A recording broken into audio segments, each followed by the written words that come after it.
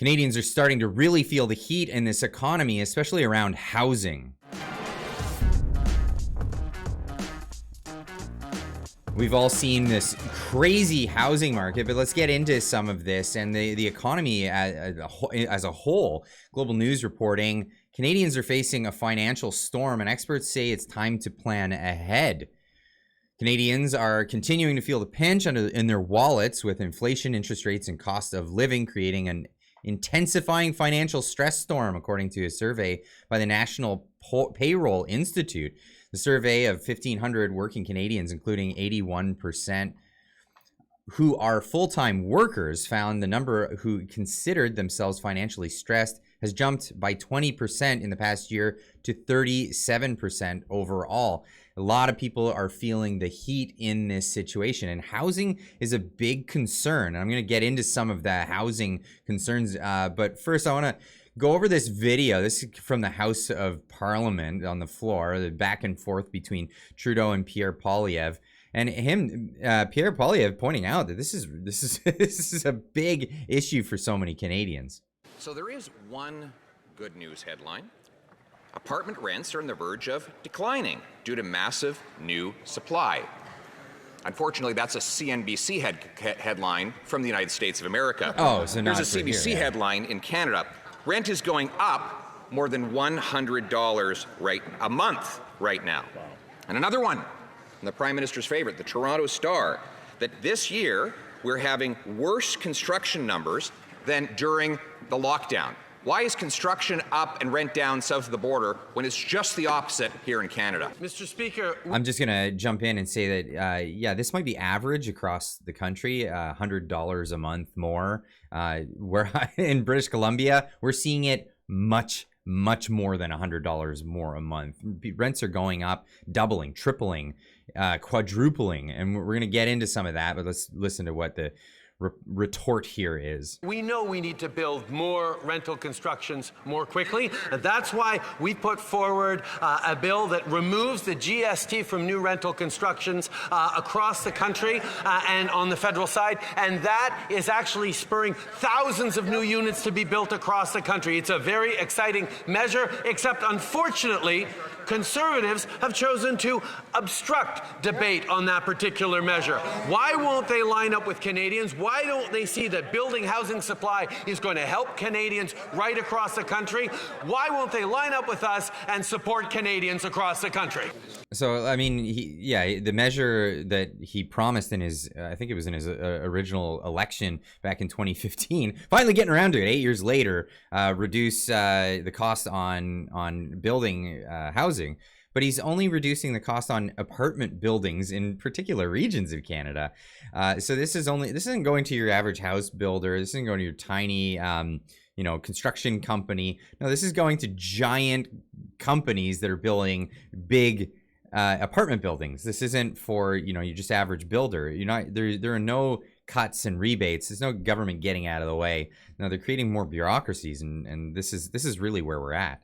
Speaker, he's the one that's been obstructing that promise for the last 8 years since he made it. Yeah, but since that 8-year period, the average rent has doubled. Mortgage payments have doubled. The needed down payment has doubled. It has been double trouble. And after doubling the cost, he created a $4 billion so-called accelerator to build homes. How many homes have been completed? Mr. Speaker, yesterday, following a request from the Minister of Housing to scale up their ambition, Vaughan's City Council passed a bold housing resolution to unlock even more affordable family-sized homes. That is a direct result of the Housing Accelerator Fund. This is a concrete example of how the federal government can lead and ensure more affordable housing options so our seniors, students, families can grow in their communities. We look forward to more municipalities joining us to ensure all Canadians have a safe and affordable place to call home. Now, a lot of them are patting themselves on their back. Hey, look, we've got these initiatives. We're unlocking homes. Like what? Like you're saying it as if the homes exist and you're just unlocking them, opening the door and allowing families into these places. No, this isn't what's going on. The question was not how many resolutions have been passed. You can't live in a resolution. You can't live in a photo op. You can't live in a press release or a promise. he created this fund a year and a half ago, promising to, quote, accelerate housing. So how many houses have been completed? And by completed, I mean houses with walls and roofs and doors and people living in them. How many are completed? How many? How many? Speaker, the leader get of a the number? opposition's housing plan consists of wagging a finger at municipalities and saying, you better build more homes or else. It's get out of the way so people can build their own homes. It's not you have. See, this is a real big issue in Canada. People think that the government does stuff. The government doesn't do anything. What they do is they inhibit people from doing things on their own. And this is what this government has been doing. Get out of the way. And this is, I mean, I'm not trying to campaign for Pierre Poilievre. You know, I think a lot of what he's saying, it resonates with a lot of Canadians, and I don't agree with everything that he has to say, but come on, he's on point about this. Get out of the way. Don't create more bureaucracy that gets more in the way. Mr. Speaker, we have a better approach than that. We actually work with municipalities to build more homes, and we're seeing the results of that housing plan. Recently, alongside British Columbia and the City of Vancouver, the member for Vancouver Centre announced the groundbreaking of the construction of 154 new affordable housing units close to transit in the heart of Davie Village, which will also house Community, which is a non-profit organization providing safe and secure services for individuals and families living with HIV/AIDS. So pandering to the gay community here. Anyone who knows Vancouver knows that Davie Street is the gay town. That's gay town. So, okay, we're making a bunch of gay homes for gay town. I mean, that's, oh, you can't make this up. Cannot live in an announcement. You can't live in a press release. You can't live in the Prime Minister's talking points, which he's having so much trouble reading, Mr. Speaker. This Prime Minister is now presiding over a massive decline in home building. In fact, last year, Canada built fewer homes than in 1972, and this year, housing starts are down 32%. And by the way, to end the suspense, the number of homes that have actually been built by this so-called housing accelerator, zero, nada, nothing.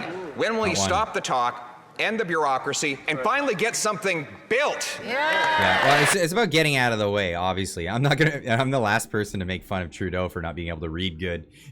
You know, I'm your dyslexic mechanic that you tune into to read the news on the internet. So I won't be doing that. Anyway, going on with this story, household now owe more than Canada's entire GDP, agency warns. We've actually passed that threshold. We did this, I believe, back in December of 2022. We passed the threshold where all of the Canadian debt added up, like I'm talking not national debt, I'm talking Canadians' personal debt, household debt, has surpassed GDP of the nation, more than we produce as an entire nation. And that's an inflated GDP where they add even government spending into the GDP, which is absolutely ridiculous. And this is causing all kinds of problems for Canadians, and especially as the interest rates have risen.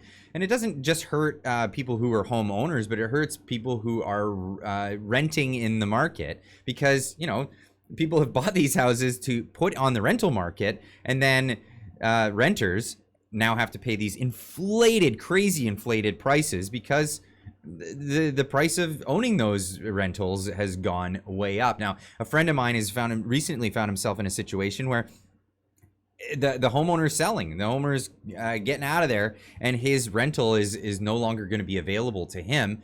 So he has to move, and he's forced to look for places in the marketplace. Now, he says to me, man, the rental market here is so effed for families. It's been normalized where people rent out bedrooms instead of whole houses. The landlords do this for more money, and the tenants do this so that they can have a house that they can't afford. The problem with that, though, is look at all the rentals available in my town. There are like 4 3-bedroom places available and dozens of 1-bedroom places, and dozens more of those are bedrooms in houses. If politicians do anything to help the rental market, it's to restrict how types of homes are rented.